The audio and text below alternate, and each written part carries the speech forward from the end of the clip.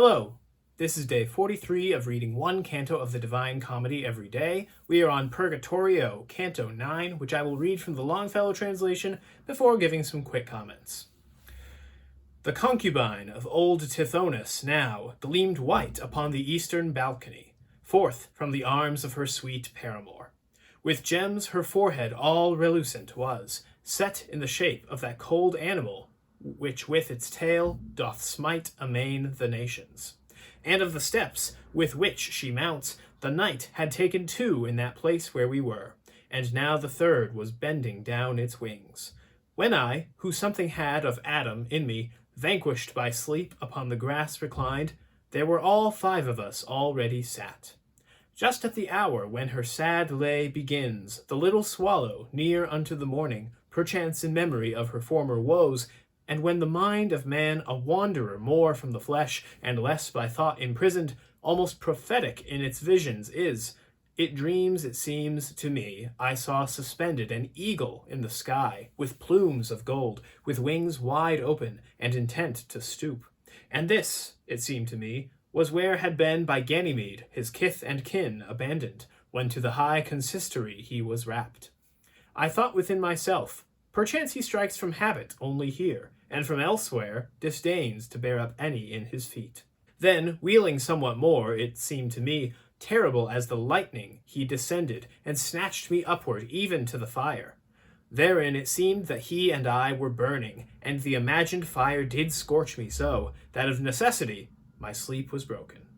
Not otherwise Achilles started up, around him turning his awakened eyes, and knowing not the place in which he was. What time from Chiron stealthily his mother carried him sleeping in her arms to Scyros, wherefrom the Greeks withdrew him afterwards. Then I upstarted, when from off my face sleep fled away, and pallid I became, as doth the man who freezes with affright. Only my comforter was at my side, and now the sun was more than 2 hours high, and turned towards the seashore was my face. Be not intimidated, said my lord, be reassured, for all is well with us. Do not restrain, but put forth all thy strength. Thou hast at length arrived at Purgatory. See there the cliff that closes it around. See there the entrance, where it seems disjoined. Whilom at dawn, which doth precede the day, when inwardly thy spirit was asleep upon the flowers that deck the land below, there came a lady and said, I am Lucia. Let me take this one up, who is asleep, so will I make his journey easier for him. Sordello and the other noble shapes remained. She took thee, and, as day grew bright, upward she came, and I upon her footsteps. She laid thee here, and first her beauteous eyes the open entrance pointed out to me, then she and sleep together went away. In guise of one whose doubts are reassured, and who to confidence his fear doth change, after the truth has been discovered to him, so did I change, and when without disquiet my leader saw me, up along the cliff he moved, and I behind him toward the height. Reader, thou seest well how I exalt my theme, and therefore if with greater art I fortify it, marvel not thereat. Nearer approached we, and were in such place that there, where first appeared to me a rift, like to a crevice that disparts a wall, I saw a portal, and 3 stairs beneath, diverse in color to go up to it, and a gatekeeper who yet spake no word. And as I opened more and more mine eyes, I saw him seated on the highest stair, such in the face that I endured it not. And in his hand he had a naked sword, which so reflected back the sunbeams towards us, that oft in vain I lifted up mine eyes. Tell it from where you are. What is it you wish? Began he to exclaim. Where is your escort? Take heed your coming hither harm you not.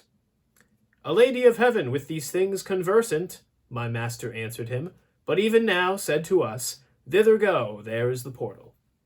And may she speed your footsteps in all good, again began the courteous janitor. Come forward then unto these stairs of ours. Thither did we approach, and the first stair was marble white, so polished and so smooth, I mirrored myself therein as I appear. The second, tinct of deeper hue than purse, was of a calcined and uneven stone, cracked all asunder lengthwise and across. The third, that uppermost rests massively, porphyry seemed to me, as flaming red as blood that from a vein is spurting forth. Both of his feet was holding upon this, the angel of God, upon the threshold seated, which seemed to me a stone of diamond. Along the 3 stairs upward with good will did my conductor draw me, saying, Ask humbly that he the fastening may undo. Devoutly at the holy feet I cast me, for mercy's sake besought that he would open, but first upon my breast 3 times I smote. 7 P's upon my forehead he described with the sword's point, and take heed that thou wash these wounds when thou shalt be within, he said. Ashes, or earth that dry is excavated, of the same color were with his attire, and from beneath it he drew forth 2 keys. One was of gold, and the other was of silver. First with the white, and after with the yellow. Plied he the door, so that I was content. Whenever faileth either of these keys, so that it turn not rightly in the lock, he said to us, this entrance doth not open. More precious one is, but the other needs more art and intellect ere it unlocked, for it is that which doth the knot unloose. From Peter I have them, and he bade me err rather in opening than in keeping shut, if people but fall down before my feet. Then pushed the portals of the sacred door, exclaiming, Enter, but I give you warning that forth returns whoever looks behind. And when upon their hinges were turned round the swivels of that consecrated gate, which are of metal, massive and sonorous, roared not so loud nor so discordant seemed Tarpeia, when was taken from it the good Metellus, wherefore meagre it remained. At the first thunder peal I turned attentive, and Te Deum laudamus seemed to hear in voices mingled with sweet melody.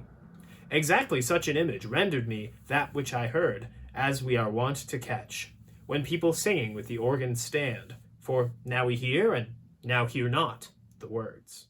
So to begin with, Dante falls asleep out there outside of the mountain of Purgatory on the grass, and he dreams that he's taken up towards the sun by an eagle so close that he in fact is scorched. Now, symbolically, his dream is exactly what happened. He dreams of being taken closer to the sun by, an eagle, that which is found up above in the sky near the sun, right? And remember, the sun symbolizes God, or God's grace, a lot in medieval literature. And when he awakens, he finds that Saint Lucia, one of the ladies who was responsible for sending Virgil to go and help him in the first place, she actually came down from heaven herself and picked him up as he was asleep and carried him up to the entrance to the mountain. This is really cool also because it reinforces the theme of purgatory, the discarding of self-reliance and having to rely on God's grace alone.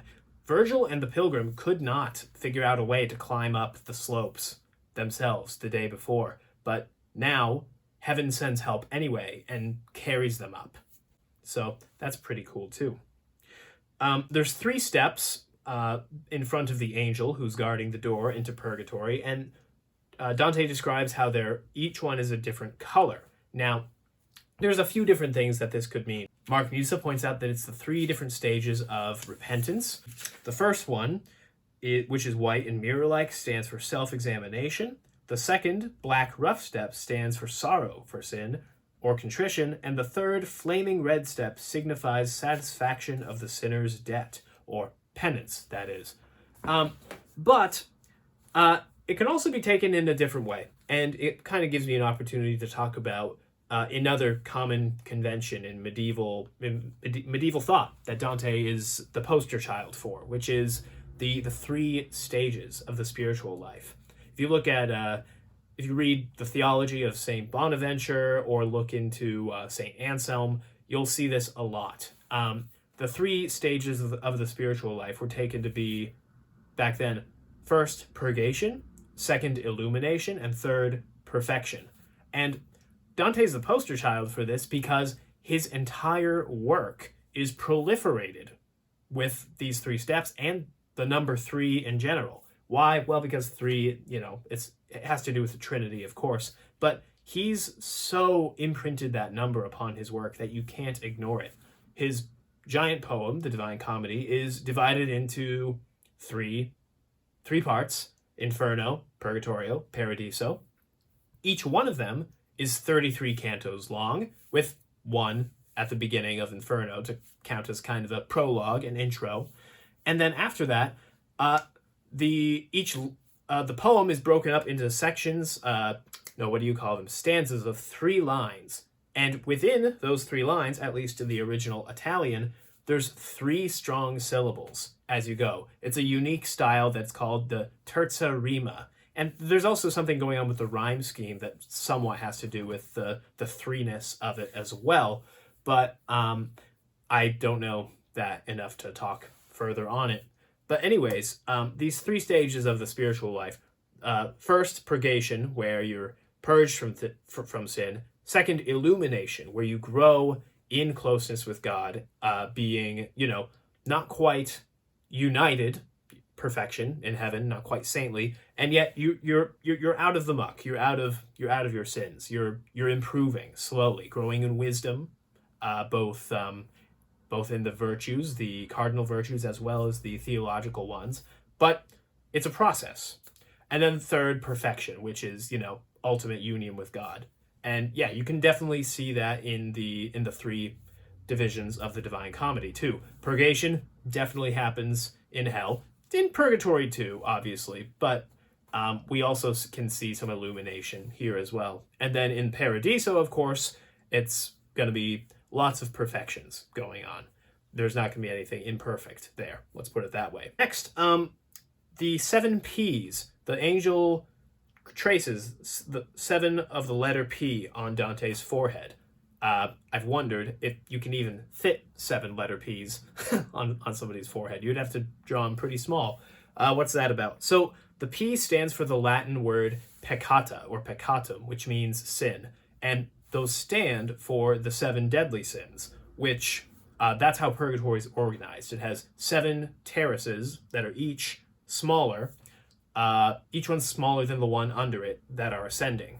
And actually, the sins they represent are in the exact reverse order of the descent into hell. So we had, the prideful at the bottom of hell. Well, going the opposite way, climbing up, this first terrace that they're about to enter is also full of the proud. And, because it's one of the more serious sins. And it will progress in that way instead. In hell, the further you go down, the more serious the sins are that you find. Whereas in purgatory, the further you go up, you are getting rid of sins that are considered more and more trivial. And that makes sense because even in the Inferno, we had mentioned how, some sins are less offensive to God than others. Ones that simply come from incontinence, twisting of your appetites, are different than those that twist your will or your reason or your very soul, right? And then it also has to do with what we'd heard about the ease with which somebody can climb the mountain of purgatory. The heavier sins are discarded at first. And as Virgil said, it's hard to climb at first. But then as you go, it becomes easier. Why? Because you've left behind the heavier sins. You now have only lighter burdens. So it's all connected. The entire structure of the Inferno, the Purgatorio, it's all connected, and it's very, very brilliant. That's it for today, though. I'll see you tomorrow.